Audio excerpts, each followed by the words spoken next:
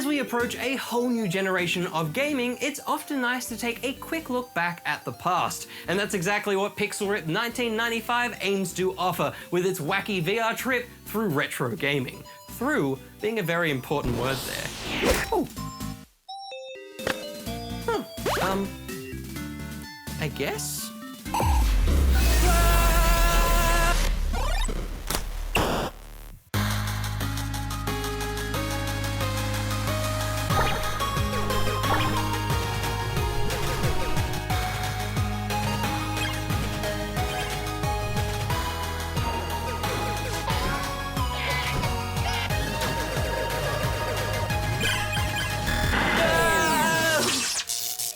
Well, I don't quite know what I was expecting, but it certainly wasn't this. Anyway, Pixel Rip 1995 is a sequel to the brilliant Pixel Rip 1989. But aside from missing a little bit of context, you'll get by without playing the original. Though it is a good one, so give it a look. The evil Cyberlin Lord is back again, determined to destroy both the game and real world. Taking on the roles of both the digital powerhouse Dot and your 90s every kid David, you'll need to defend the realms by jumping into a variety of retro games that also spill into the real. It's a super fun twist on the era's staple gaming narrative, hero must save the world. It also makes room for some ingenious mechanics and some fun retro games.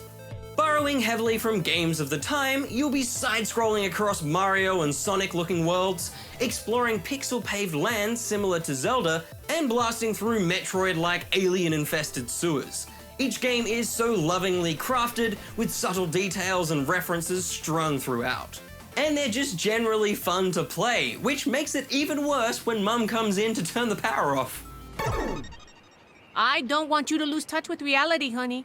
Ah yes, this game is all about giving you the true 90s gaming experience, and as it's in virtual reality, you'll have to deal with virtual reality. You're not just playing a game, you're playing as a kid who's playing a game.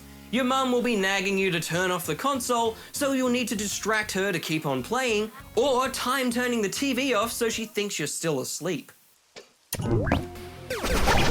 Bear in mind, these tactics don't work in real life. Parents always know, so if they ask you to turn it off, reach a save point, and then turn it off. I do wish you were able to interact with David's world a little bit more though.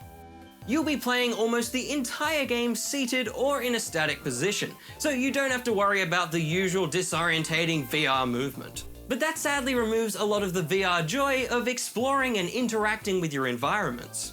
There's scattered cards and empty chip packets, but nothing to really uncover. And when you're firing off your little dart blaster, only the integral objects will really move. What a mess!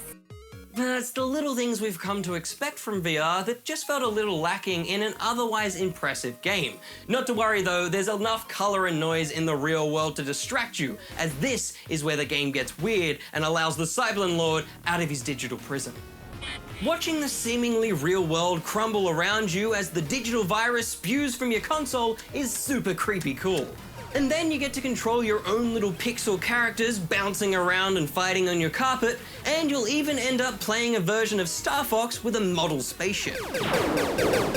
The real world twists on some classic games made it hard not to smile underneath the weight of my VR helmet. I mean, look at this! Where's the bubble? I was always on the edge of my seat waiting to see what happens next. And these world-breaking events aren't nonsensical, they actually add a lot of weight to the plot. It is hard to discuss how they work without spoilers though, as a lot of the joy comes from the surprise. I will just say my favorite twist came when you're required to collect 8 diamonds in a game that only had 7. Good luck, dork! Ooh, it's very twisty. But despite being such a mechanical and visual treat, the game actually suffers from a lack of polish in its controls. I was playing on PSVR and it required a bit of juggling. As our protagonist spends most of their time holding a controller, it's best you do the same. Using the sticks and buttons on the standard controller felt far more intuitive compared to the button placement on the Move controllers. But when the action heats up and you need to use your digital hands to grab objects, things get a little messy. Now you're trying to move your character around with one hand on the controller whilst aiming a blaster or throwing a banana. I found it easiest to blindly find and swap to the move controllers, but even still, I faced a fair bit of jankiness. It's a bit of chaos that becomes commonplace by the game's close. It's not a deal breaker, but it's certainly a bit of an immersion breaker. The experience is also quite short, clocking in at around 2.5 hours, and when there's just a sea of cool retro games at your fingertips, being pulled away from them gets a little bit disappointing. Give me the ability to play a few more levels of Pixel Rip 3D, possibly make the world feel a little bit more interactive and less like a choreographed set. Maybe allow us to choose our pixel-based character, even if Dot is pretty funky fresh as is. There goes Will complaining about things that aren't in the game again. But gang, it's because I really enjoyed what is here and I just want more. The nostalgia-driven gaming creations, the feeling of dread when mum tells you to turn the game off, and the insane game-to-life shenanigans. It's a fun and lighthearted VR adventure, so I'm giving Pixel Rip 1995 4 out of 5 rubber chickens. That was a lot of numbers. Now, how do I get home? Well, the home button.